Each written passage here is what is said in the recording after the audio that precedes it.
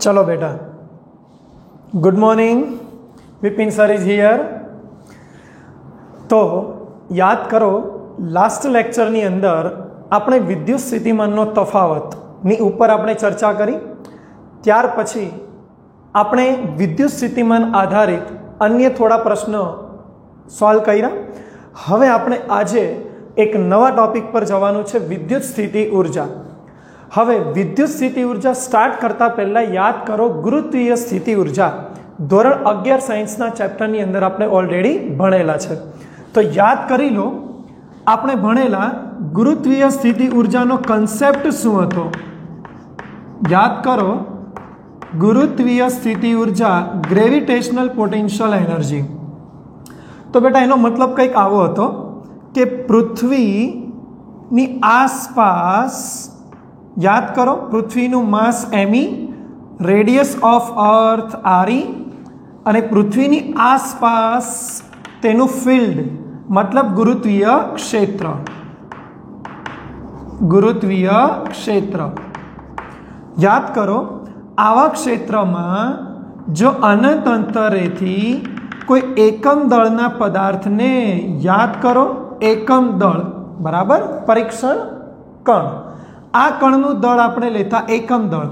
तो एकम दळना पदार्थ ने ज्यारे आपणे क्षेत्रना कोई बिंदु सुधी लावीए तो ए दरमियान करवू पड़तुं कार्य एटले ते बिंदु पासेनुं विद्युत गुरुत्वीय स्थितिमान। आपणे 11 साइंस में 5 वडे रजू करता, पण छे खरेखर शुं, एने आपणे नाम शुं बोलता? गुरुत्वीय स्थितिमान। गुरुत्वीय स्थितिमान समजाय छे?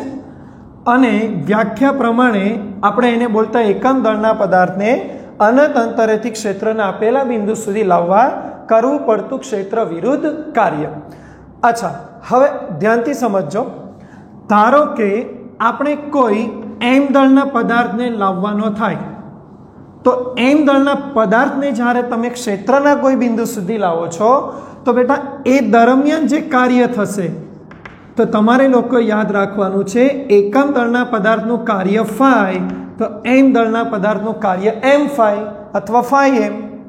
तो आ जे मळतुं कार्य छे एने ज आपणे बोलता गुरुत्वीय स्थिति ऊर्जा।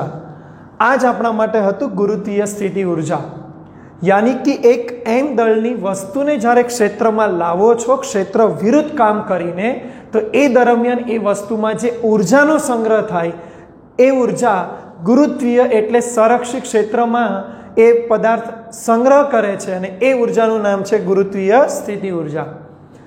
याद आव्युं? त्यारबाद આપણે એક પોઈન્ટ ઓર ડિસ્કશન કરતા કે જો ક્ષેત્રના જ એક બિંદુથી બીજા બિંદુ સુધી તમારે આ દળ ધરાવતી વસ્તુને લઈ જવી હોય ત્યારે આપણે એના માટે બે બિંદુ વચ્ચેનો સ્થિતિ ઊર્જાનો તફાવત ગણતા, એટલે UQ માઇનસ UP આવી રીતે લખી શકાય। બે બિંદુ વચ્ચેનો સ્થિતિ ઊર્જાનો તફાવત, અને એ સ્થિતિ ઊર્જાનો તફાવત એટલે आ P थी Q दरमियानનું कार्य, બે બિંદુઓ વચ્ચેનું કાર્ય।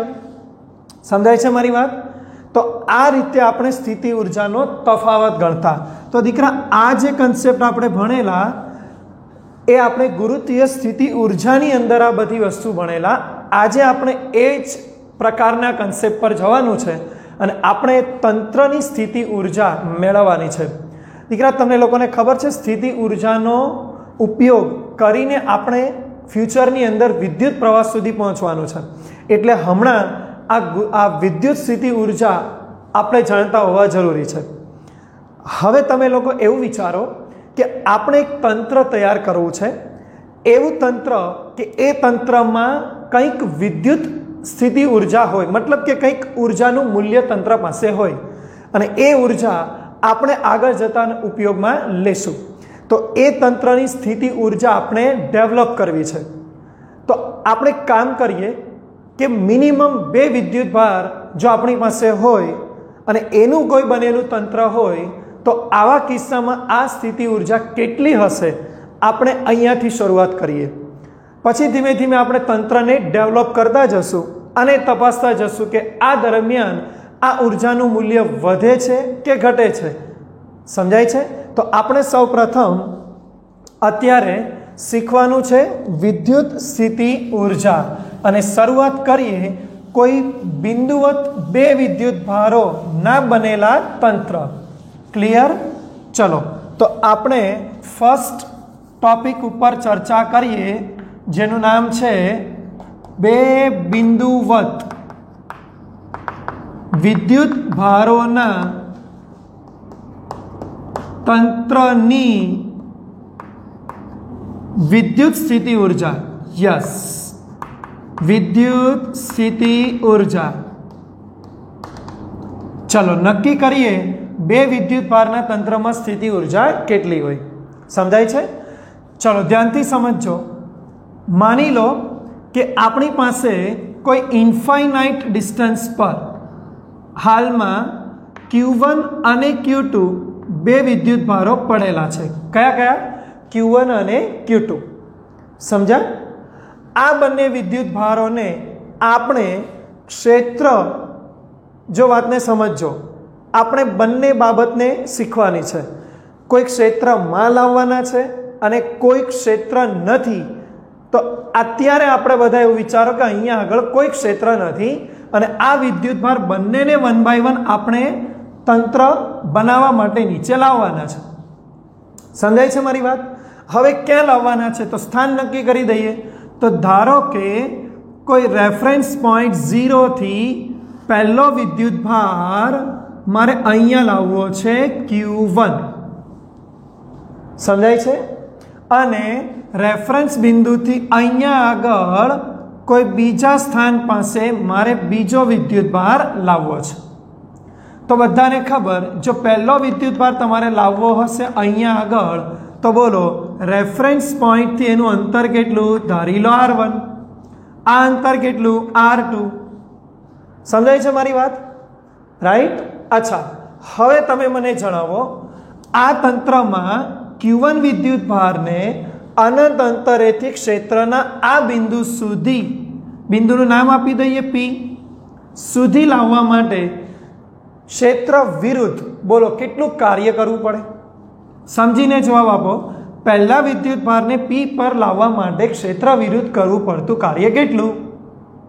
યસ, એ કાર્ય આવશે 0. બોલો કેમ? અરે આ કાર્ય ત્યારે જ આપણે કરવાનું છે, પોસિબલ છે, જ્યારે આપણે કોઈ ક્ષેત્રનો સામનો કરવો પડતો હોય. તો બેટા આગળ અહીંયા આગળ વિદ્યુત ભાર છે જ નહીં, કોઈ વિદ્યુત ભાર હાજર જ નથી. મતલબ કે અહીંયાનું બહારનું વિદ્યુત ક્ષેત્ર 0.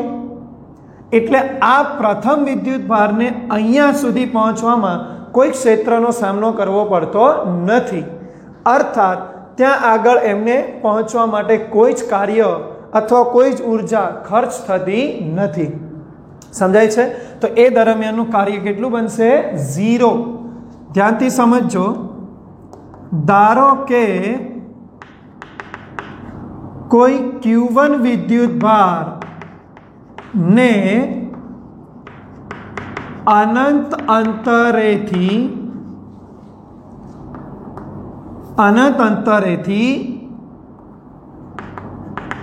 આપેલા બિંદુ, કોઈ બિંદુ P સુધી, સમજાય છે ને? વિદ્યુત ભારને અનંત અંતરેથી આપેલા કોઈ P બિંદુ સુધી લાવવામાં આવે તો તેને કોઈ વિદ્યુત ક્ષેત્ર નો સામનો કરવો પડતો ન હોવાથી, અથવા તમે એવું પણ લખી શકો કે કોઈ વિદ્યુત ક્ષેત્ર ન હોવાથી તેના પર થતું કાર્ય. સમજાય છે? બોલો આ કાર્ય આપણા માટે કેટલું? 0. યસ, પહેલું વિદ્યુત ભાર લાવવા માટે કાર્ય 0. ફ્રીમાં એ વિદ્યુત ભાર P બિંદુ પર પહોંચશે. અચ્છા, હવે એક કામ કરો, આ Q2 વિદ્યુત ભારને આપણે અનંત અંતરેથી કોઈ બિંદુ Q પર લાવીએ. તો જણાવો હવેના Q2 વિદ્યુતભારને આવવા માટે શું કાર્ય થશે? યસ, હવે તો પહેલો વિદ્યુતભાર ધ્રુવની આગળ પહોંચી ગયો છે, તો એ પોતે શું કરશે? તો એ પોતાની આસપાસ વિદ્યુત ક્ષેત્ર ડેવલપ કરશે અને તમારે બીજો વિદ્યુતભાર જે લાવવાનો છે એમને પહેલા વિદ્યુતભારના ક્ષેત્રનો સામનો કરવો પડશે. તો આ દરમિયાન તેના પર કંઈક કાર્ય કરવું પડે અને એ જ કાર્ય આપણા માટે શું બનશે? તો એ વિદ્યુતભારને અહીંયા સુધી પહોંચવા માટેનું કાર્ય, અર્થાત એ વિદ્યુતભારે સંગ્રહ કરેલી સ્થિતિ ઉર્જા. સમજાય છે? ચલો તો આપણે નેક્સ્ટ ગણીએ. બોલો, હવે એ જ રીતે કોઈ Q2 વિદ્યુતભારને અનંત અંતરેથી, બોલો ક્યાં, આપેલા કોઈ બિંદુ Q પર લાવવા માટે અથવા લાવવામાં આવે, રેડી, અનંત અંતરથી લાવવામાં આવે તો તેને પ્રથમ વિદ્યુતભાર Q1 વડે ઉદ્ભવતા વિદ્યુત ક્ષેત્રનો સામનો કરવો પડે છે. સમજાય છે? બોલો, તો માટે આ ક્ષેત્ર વિરુદ્ધ કરવું પડતું કાર્ય. અચ્છા, બોલો ચલો, W2. યસ, યાદ કરો કાર્યનું સમીકરણ. હમણાં જ મેં રિવાઇઝ કર્યું ગુરુત્વીય સ્થિતિમાનના કિસ્સામાં. બોલો, કાર્યનું સમીકરણ W ઇઝ ઇક્વલ કોના ક્ષેત્રમાં? 1 ના ક્ષેત્રમાં. તો આપણે 1 ના ક્ષેત્રમાં વિદ્યુત સ્થિતિમાન પહેલા બિંદુ પાસે જાણવું પડે. સમજાય છે? 1 ના ક્ષેત્રમાં આ બિંદુ પાસેનું સ્થિતિમાન જાણવું પડે અને એ સ્થિતિમાનને Q2 વડે મલ્ટીપ્લાય કરો, અર્થાત મારે લખવું જોઈએ V1 Q2. સમજાય છે? V1 કોણ? જે વિદ્યુતભારના ક્ષેત્રમાં લાવો છો એ વિદ્યુતભારનું મતલબ એ વિદ્યુતભાર દ્વારા મળતું સ્થિતિમાન, અને Q2 એટલે જે વિદ્યુતભારને તમે ખસેડો છો. આ સમીકરણને આપણે યાદ રાખવાનું છે W ઇક્વલ ટુ VQ. અરે હમણાં જ મેં ગુરુત્વીયમાં સમજાવ્યું, એકમ દળના પદાર્થનું કાર્ય એટલે સ્થિતિમાન, જ્યારે Q વિદ્યુતભારનું કાર્ય એટલે સ્થિતિમાન ગુણ્યા દળ. તો અહીંયા આપણે બોલશું સ્થિતિમાન ગુણ્યા વિદ્યુતભાર, એટલે એ Q વિદ્યુતભાર માટેનું કાર્ય. સમજાય છે? આમ યાદ રાખો, V એટલે શું? એકમ ઘન વિદ્યુતભાર માટે કાર્ય એટલે V.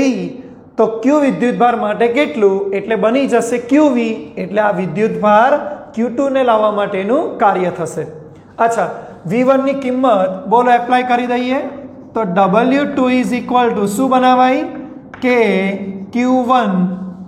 યસ, આ વિદ્યુતભાર દ્વારા અહીંયા સ્થિતિમાન, તો આ બે વચ્ચેનું અંતર R12 બોલીએ, બે વચ્ચેનું અંતર. બોલો તો R12 ઇન્ટુ Q2, પાછળ છે Q2. આ સમીકરણ તો જાણો છો ને, વિદ્યુત સ્થિતિમાન બિંદુવત KQ બાય R. તો KQ1 by R12 into Q2. તમે એને વ્યવસ્થિત ગોઠવો સિક્વન્સ, તો KQ1 Q2 બાય R12. બોલો clear? KQ1 Q2 by R12. બોલો મળશે. આ કયું કાર્ય? બીજા વિદ્યુતભારને આ તંત્રમાં આ બિંદુ સુધી આવવા માટે કરવું પડતું કાર્ય. બોલો, વાત સમજાય? આટલે સુધી ખબર પડી? હવે મને જણાવો, તો અત્યારે આ બે વિદ્યુતભારનું જો હું તંત્ર માની લઉં તો આ દરમિયાન એટલે આ તંત્રને બનાવવા માટે કુલ કેટલું કાર્ય થયું? એટલે સમજો છો, આ બંને કાર્યનો સરવાળો. સમજાય છે? બોલો, તો આમ બે વિદ્યુતભારો ના તંત્રને બનાવવા દરમિયાન થતું કાર્ય W બરાબર 1 + 2 ઇટ મીન્સ કે Q1 Q2 / R12. તો આજેથી દીકરા મોઢે કરો, આ તંત્ર બનાવવા માટે કરવું પડતું કાર્ય એ જ આ વિદ્યુત ભારી તંત્રની શું ગણાય? સ્થિતિ ઊર્જા. યાદ રાખો, આ કરવું પડતું કાર્ય એ વિદ્યુત ભારિત તંત્રની સ્થિતિ ઊર્જા સ્વરૂપે સંગ્રહ થશે. તો યસ, આપણે લખી શકીએ U બરાબર કે Q1 Q2 / R12. બોલો, સમજાઈ ગયું? બે વિદ્યુત ભારોના તંત્રની સ્થિતિ ઊર્જા તમને પૂછાય તો કે Q1 Q2 / R12 એટલે બે વિદ્યુત ભારો વચ્ચેનું અંતર. યાદ રાખે દરેક લોકો, જ્યાં R12 બે વિદ્યુત ભારો વચ્ચેનું અંતર છે. સમજાય છે ને મારી વાત? કે Q1 Q2 / R12. અચ્છા દીકરા, એક વસ્તુ ધ્યાન રાખો, કરવું પડતું કાર્ય એ સ્થિતિ ઊર્જાના તફાવતના સ્વરૂપમાં હોય છે. જનરલી આપણે જે ભણ્યા છીએ તો W = સ્થિતિ ઉર્જાનો ફેરફાર આપણે લખતા હોઈએ છીએ. પણ દીકરા, તંત્રની અંદર જ્યારે તમે વાત કરો છો બનાવવાની, તો ફાઇનલ માઇનસ ઇનિશિયલ, અંતિમ ઓછા પ્રારંભિક, જ્યાં પ્રારંભિક તંત્રની સ્થિતિ ઉર્જા આપણે 0 લેવી પડે, કારણ કે આપણે તંત્રને બનાવ્યું છે, આપણે હજુ શરૂઆત ડેવલપ કરીએ છીએ. તો ફાઇનલ ઉર્જા જ આવશે ઇનિશિયલ 0. મતલબ આ જે ઉર્જા છે તંત્ર બન્યા પછીની, અર્થાત ફાઇનલ સ્થિતિ ઉર્જા. સમજાય છે મારી વાત? તો બે વિદ્યુત ભારોના બનેલા તંત્રમાં મળતી સ્થિતિ ઉર્જા. દીકરા, સમીકરણ, MCQ એન્ડ ન્યુમેરિકલ તમારે ઇમ્પોર્ટન્ટ છે, ખાસ તૈયાર કરો. સમજાયું મારી વાત? અચ્છા, થોડા ઓર આગળ વધીએ. સમજો, ધ્યાનથી સમજો. કદાચ આપણે અહીંયા આગળ આવું કામ કર્યું હોત, જો સમજો, કે કોઈ ત્રીજો વિદ્યુત ભાર લાવવાનો આપણે પ્લાન કરીએ, એ પણ અનંત અંતરે છે. માની લો કે અહીંયાનું લોકેશન R, રેફરન્સ પોઈન્ટથી તેનું અંતર R3. સમજાય છે મારી વાત? તો મને જણાવો, આ Q3 વિદ્યુત ભારને આ વખતે R પર લાવવા માટે એને કેટલું કાર્ય કરવું પડે? જો આપણે સિસ્ટમ ડેવલપ થઈ છે, પેલા એક વિદ્યુત ભાર લાવ્યા, પછી બીજો વિદ્યુત ભાર લાવ્યા, એ કાર્ય. હવે ત્રીજો લાવવાની વાત. ચલો તો બોલો, હવે ધારો કે કોઈ Q3 વિદ્યુત ભારને ક્યાંથી ક્યાં? અનંત અંતરેથી, બોલો, હવે તો હું લખીશ, ક્ષેત્રના R બિંદુ પાસે લાવવા કરવું પડતું કાર્ય. દીકરા, ખાસ ધ્યાન રાખજો, અત્યારે જે પણ કાર્ય ગણાઈ રહ્યું છે એ આ સંરક્ષિત ક્ષેત્રમાં કાર્ય ગણાઈ રહ્યું છે, અને સંરક્ષિત ક્ષેત્રમાં જ આ સ્થિતિ ઉર્જા આપણને મળે. મારી વાત સમજાય છે? અને એ ઉર્જામાં તમને મેં ઘણું બધું અગાઉ સમજાવેલું કે આ સ્થિતિ ઉર્જા પ્રારંભિક અંતિમ સ્થાન પર આધારિત છે, ગતિમાર્ગ પર આધારિત નથી. એટલે તમે આ બહારથી જે વિદ્યુત ભાર લાવો છો, કયા પથ પર લાવો છો, કોઈ ઇમ્પોર્ટન્સ નથી, પણ એને તમે અંતિમ સ્થાન ક્યાં હતું, પ્રારંભિક ક્યાં હતું, એ જ આપણા માટે ઇમ્પોર્ટન્ટ છે. સમજાય છે? ચાલો, તો આ ત્રીજાને લાવવા માટેનું કાર્ય બોલો. તો W3 = બહુ ધ્યાનથી સમજો. તમને ખબર છે, પહેલો વિદ્યુત ભાર આવ્યો ને ત્યારે ક્ષેત્ર નહોતું, કોઈ એડવાન્સમાં કોઈ ક્ષેત્ર નહોતું, એટલે ફ્રી. બીજો વિદ્યુત ભાર આવ્યો ને તો એને પહેલાના ક્ષેત્રનો સામનો કરવો પડ્યો. હવે દિમાગ લગાવો, ત્રીજાને આવવાનું થાય તો શું થાય? યસ, ઓબ્વિયસલી આ ત્રીજા વિદ્યુત ભારને પહેલા ને બીજાના ક્ષેત્રનો સામનો કરવો પડે, કારણ કે બીજો અહીંયા આવીને પણ છાનો મનો નહીં બેસે, એ પોતાની આસપાસ વિદ્યુત ક્ષેત્ર ઉત્પન્ન કરશે. પહેલા એ તો ઉત્પન્ન કરેલું જ છે, તો બંને ક્ષેત્રની અગેન્સ્ટ ત્રીજાને આવવાનું થશે. એટલા માટે મારે આ વખતે કાર્ય શું લખવું પડશે? ચલો બોલો. તો પહેલા વિદ્યુત ભાર દ્વારા આપણે બોલીએ તો V1Q3, બીજા વિદ્યુત ભાર દ્વારા બોલીએ તો V2Q3. બહુ ધ્યાનથી સમજજો. જે વિદ્યુત ક્ષેત્રમાં તેમને સામનો કરવાનો છે તેના દ્વારા વિદ્યુત સ્થિતિમાન તે બિંદુ પાસે, બરાબર, લાઈક 1 દ્વારા આ બિંદુ પાસે તો ડિસ્ટન્સ 1 3 બોલ દો. આ 2 દ્વારા આ બિંદુ પાસે ડિસ્ટન્સ 2 3 બોલ દો. તો પહેલા ક્ષેત્રમાં કાર્ય એટલે V1Q3, બીજા ક્ષેત્રના કાર્યમાં V2Q3. ચલો V1 V2 એટલે બંને વિદ્યુત ભારોના અહીંયાના બિંદુ પાસેના સ્થિતિમાન લખાવો. તો શું લખાશે? W3 K Q1, Q3 continue કરો, બાય R13 એટલે અંતર, K Q2 Q3 by R23. બોલો આ કાર્ય મળશે મને?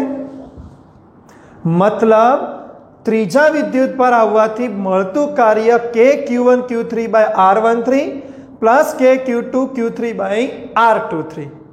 સમજાય છે મારી વાત? આટલે સુધી બધાને ખબર પડી ગઈ? બોલો ક્લિયર? તો આ સમીકરણ આપણા માટે ત્રીજા વિદ્યુત ભારને આવતા થતું કાર્ય, પણ દીકરા આપણે પહેલા જ કીધું કે આ જે કાર્ય આપણે ગણતા જઈએ છે એ આપણા બનતા તંત્રની સ્થિતિ ઉર્જા સ્વરૂપે સંગ્રહ થશે, અર્થાત એ આપણા તંત્રની સ્થિતિ ઉર્જા ગણાશે. તો દીકરા ત્રીજાને આવવાથી હવે તંત્રની સ્થિતિ ઉર્જા કેટલી? ચલો તપાસો. તો અહીંયા આગળ આપણે લખીએ, બોલો. તો હવે 3 વિદ્યુત ભાર, બરાબર, તંત્રની સ્થિતિ ઉર્જા કેટલી? તો U ડેશ. ઓકે, ચલો દિમાગ વાપરો. સ્થિતિ ઉર્જા એટલે કરવું પડતું કુલ કાર્ય. તો W1 plus W2 plus W3 બધાનો સરવાળો. સમજાય છે? ચલો W1 પ્લસ 2 પ્લસ 3. તો U ડેશ નો આન્સર W1 તો 0 છે પહેલેથી જ ખબર. W2 બોલો એટલે K Q1 Q2 by R12 plus નીચે લખું છું દીકરા હું બધા સ્ટેપ K. ચલો W3 બોલો K Q1 Q3 by R13 और નીચે લખું છું K Q2 Q3 by R23. તો દીકરા આ જે સ્ટેપ બન્યું એ આપણા માટે હવે 3 વિદ્યુત ભારના તંત્રની સ્થિતિ ઉર્જા દર્શાવશે. મતલબ કે 2 વિદ્યુત ભાર હતા ત્યારે તંત્રની સ્થિતિ ઉર્જા આપણી આ હતી. હવે ત્રીજો વિદ્યુત ભાર એડ થવાથી તંત્રની સ્થિતિ ઉર્જા આટલી થઈ. તમે સમજી શકો છો, પ્લસ દ્વારા મેં લખ્યું છે. ઇટ મીન્સ સ્થિતિ ઉર્જામાં વધારો થાય છે. સમજાય છે? હવે દિમાગ વાપરો, ગણવાનું નથી, માત્ર દિમાગ લગાવો. જો ચોથો વિદ્યુત ભાર હું લાવવાની કોશિશ કરું તો આ દરમિયાન તંત્રની સ્થિતિ ઉર્જા સીધી બોલો તો શું થશે? તો સમજી ગયા ઘણા લોકો કે સર તો ચોથા વિદ્યુત ભારને 1 2 3 ત્રણના ક્ષેત્રનો સામનો કરવો પડે, એટલે એ 3 ક્ષેત્રનો સામનો કરીને આવશે. મતલબ એ દરમિયાન કાર્ય વધુ થશે, એટલે એ દરમિયાનની સ્થિતિ ઉર્જા વધારે મળશે. અને એનું પરિણામ શું હોવું જોઈએ? તો આ રીતે હોવું જોઈએ W1 plus W2 plus W3 plus W4, અને એ બધાની કિંમતનો સરવાળો કરો તો ફાઇનલ આન્સર શું હોવો જોઈએ? તો final answer K Q1 Q2 by R12 plus K Q1 Q3 by R14 plus K Q2 Q3 by R23. મારી વાત સમજાય છે ને? Plus K Q2 Q4 by R24 plus K Q3 Q4 by R34. હું આ જેટલા step બોલ્યો ને એને નોટની અંદર લખીને એકવાર જાતે ગણવાનો પ્રયત્ન કરો, કારણ કે મારી એવી ઈચ્છા છે કે તમે તંત્ર બનાવીને એ તંત્રની સ્થિતિ ઉર્જા જાતે ગણતા શીખો. કારણ કે એક્ઝામની અંદર તમને આવા વિદ્યુત ભારિત અલગ અલગ તંત્ર આપે છે અને એ તંત્રની ગોઠવણીમાં તમને સ્થિતિ ઉર્જા પૂછે છે. તો તમારા માટે આ જાતે આ સ્ટેપ બનાવીને તમે ટ્રાય કરો. સમજાય છે મારી વાત? તો દીકરા આ ટોપિકના કન્સેપ્ટ પરથી તમને એવી ખબર પડી ગઈ કે સર જેવી રીતે વિદ્યુત ભારો એડ થતા જશે એટલે અનંતથી તમે એને ક્ષેત્રમાં લાવશો એવી રીતે આ તંત્રની સ્થિતિ ઉર્જાનું મૂલ્ય અપ થતું જશે, અર્થાત આપણી પાસેના તંત્રમાં સ્થિતિ ઉર્જા વધતી જશે, મતલબ સંગ્રહિત ઉર્જા વધશે. સમજાય છે? સ્ટાર્ટ થયું હતું એક 0 મૂલ્યથી, પણ પછી આપણા તંત્રમાં નવા નવા વિદ્યુત ભારો આવવાથી સ્થિતિ ઉર્જા ક્રમશઃ વધે છે. બોલો, આ વાત ખબર પડી? તો તમારે લોકો હવે આજેથી મોડે કરવાનું કે જો વિદ્યુત ભારિત તંત્ર બનાવીએ તો એ દરમિયાન તંત્રની સ્થિતિ ઉર્જા કેટલી. અને આ તમને મેં જે કન્સેપ્ટ શીખવાડ્યો એ કન્સેપ્ટની અંદર બધા વિદ્યુત ભારોની એડવાન્સમાં, ખાસ પહેલો વિદ્યુત ભારની એડવાન્સમાં કોઈ વિદ્યુત ક્ષેત્ર નથી, એબસેન્ટ છે, અને એની અંદર આપણે શરૂઆત કરીને આ સ્થિતિ ઉર્જાની ગણતરી કરી. પણ હવે નેક્સ્ટ ટોપિકની અંદર આપણે એ જોવાનું છે કે જો પહેલાથી કોઈ વિદ્યુત ક્ષેત્ર પથરાયેલું હોય અને એવા ક્ષેત્રમાં હું હવે વિદ્યુત ભારને લાવું તો આ દરમિયાન કાર્ય કેટલું અને એ કાર્ય સ્થિતિ ઉર્જામાં રૂપાંતર થાય એટલે સ્થિતિ ઉર્જા કેટલી. પણ એ પહેલા બેટા આ વસ્તુને તમે નોટમાં રાઇટ ડાઉન કરી લો. ઓકે,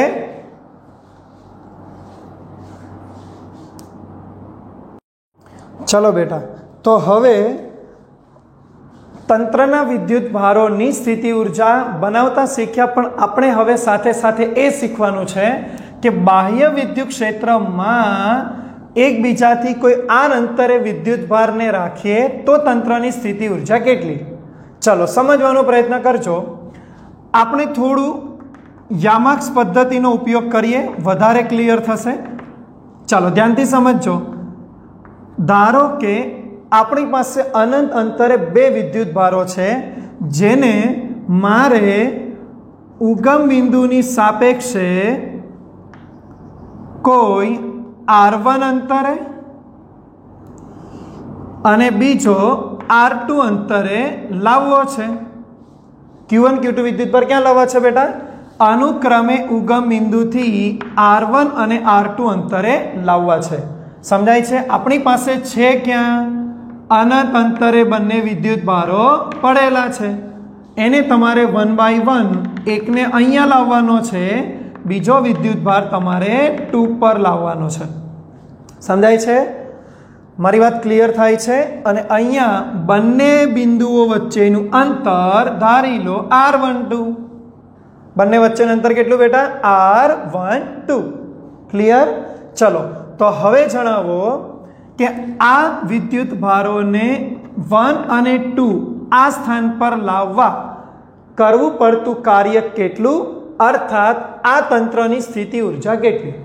ચાલો સ્ટાર્ટ કરીએ. યસ, મને જણાવો અનંત અંતરેથી ક્યાં લાવવા છે? તો બોલો. ધારો કે 2 બિંદુવત વિદ્યુત ભારો Q1 અને Q2 ને ક્યાંથી બોલો? અનંત અંતરેથી ઉગમ બિંદુની સાપેક્ષે ક્ષેત્રના કોઈ ઉગમ બિંદુની સાપેક્ષે, આપણે નામ પણ અંતરો પણ લખી દઈએ, સાપેક્ષે R1 અને R2 સ્થાને લાવવા છે. ધારો કે 2 બિંદુઓ વિદ્યુત ભારો Q1 Q2 ને અનંત અંતરેથી ઉગમ બિંદુની સાપેક્ષે R1 અને R2 સ્થાને લાવવા છે. સમજાય છે ને મારી વાત? ચલો આ સ્થાને લાવવા છે તો પહેલા 1 ને સ્ટાર્ટ કરીએ.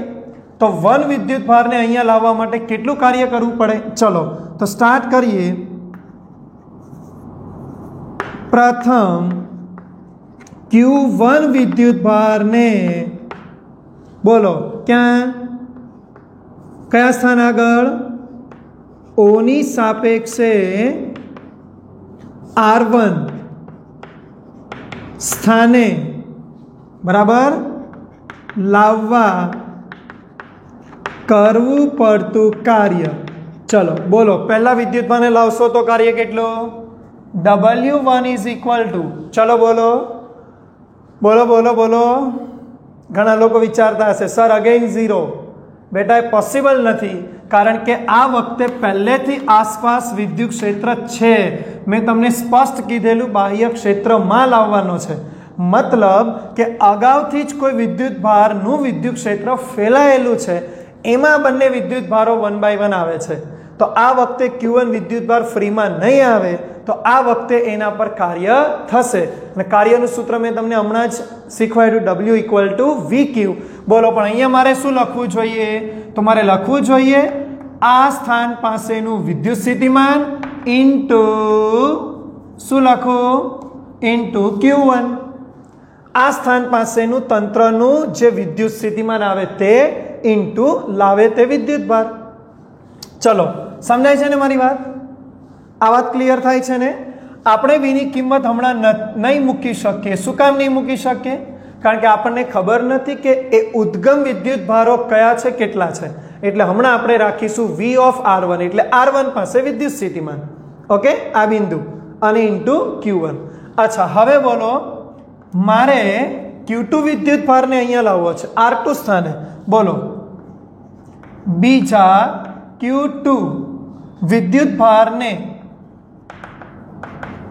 બોલો O ની સાપેક્ષે જણાવો કયા સ્થાન પાસે? R2 સ્થાને લાવવા કરવું પડતું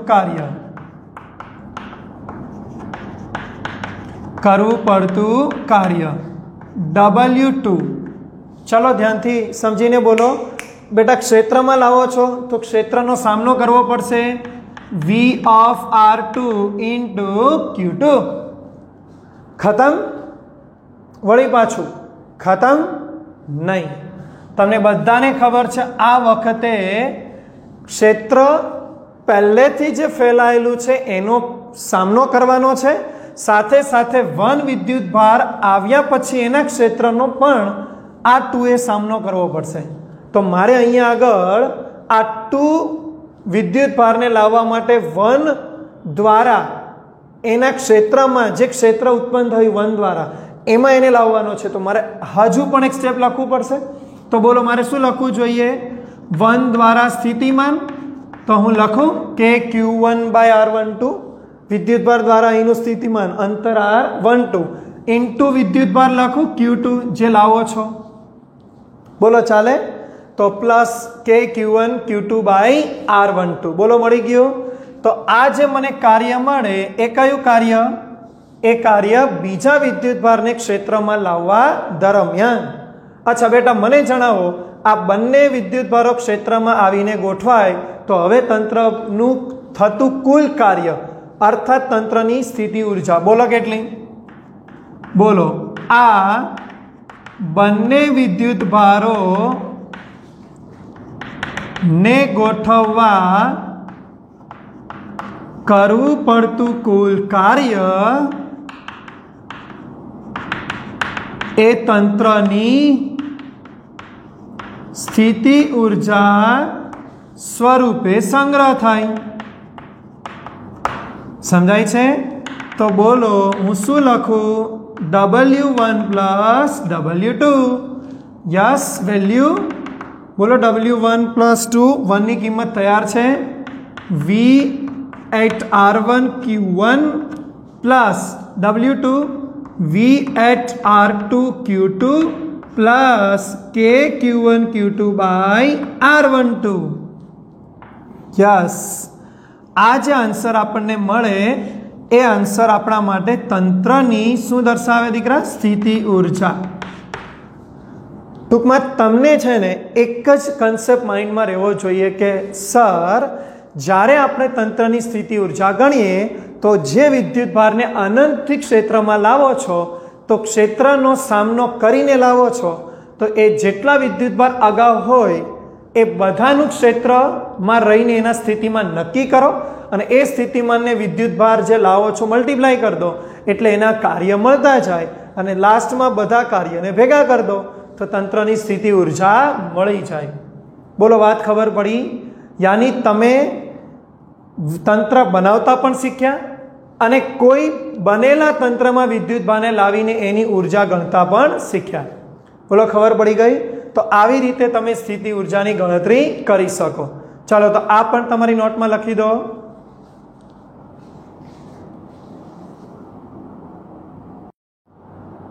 દીકરા, આ જે ટોપિક મેં તમને ભણાવ્યો તંત્રની સ્થિતિ ઉર્જા, એના માટે એક નાનકડી ક્વેશ્ચન આન્સર પદ્ધતિ શીખી લો જે તમને આગળ જતા એમસીક્યુમાં કામ લાગશે. ચલો ધ્યાનથી સમજો.